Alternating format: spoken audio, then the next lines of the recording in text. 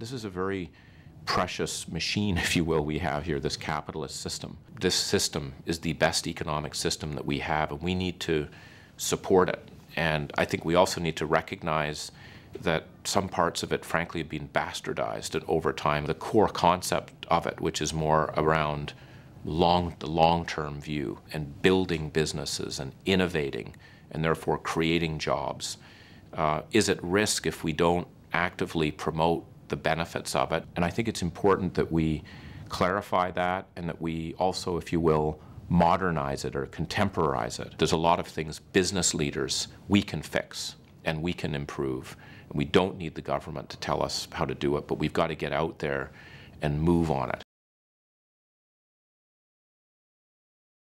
One important aspect about long-term capitalism is we shift from this quarterly earning focus that's out there to more of a longer-term view. You've got to keep a long-term lens. You have to, at the same time, think out 5 to 10 years. And so if you have investors that are very short-term minded or worried about their short-term performance because that's how they're evaluated, even though in some cases they may be managing long-term money, that puts pressure on a CEO. And often those people can be the loudest. So obviously performance matters. What I worry is that we don't think about health of the organization. And to be able to build businesses, these cannot be done typically in 3 to 4 months. They often take 5, 6, 7 years to be able to build it over time. I mean, the analogy one of my clients mentioned to me, it's kind of like planting an apple tree and then pulling it out every 2 months or 3 months to see if the roots are holding. You got to let it go for a bit.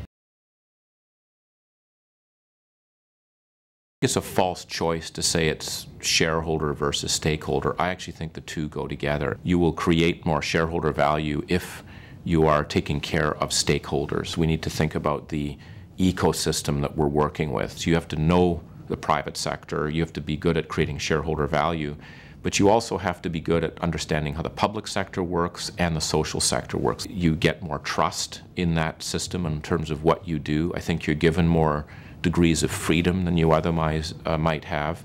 You have more understanding from employees. You're going to have, I think, more support from suppliers. There's a lot of benefit that you get from that, again, from a stakeholder versus just shareholder mindset. You know, I'm a big believer in board governance and how it works, but one of the things I think we really have to look at is, are boards really able to have the time and the energy to focus in on the issues? There's a lot of complexity out there. And to be practical about it, a few things I would suggest. One is that the amount of time it takes to be able to add value as a board member, I think, has gone up. You know, if you take private equity firms, right, and you look at the amount of time that their equivalent of a board member spends with the company that's there, it's typically 74 days. 74 days. An average board member may be spending anywhere from 15 to 20 days. So that the time it takes to be able to really understand the issues and add value and think about the strategic issues has gone up with all of this complexity. And yet we've got a governance system that was, in my view, designed, you know, 30 years ago for a different world. So practically, board members need more time.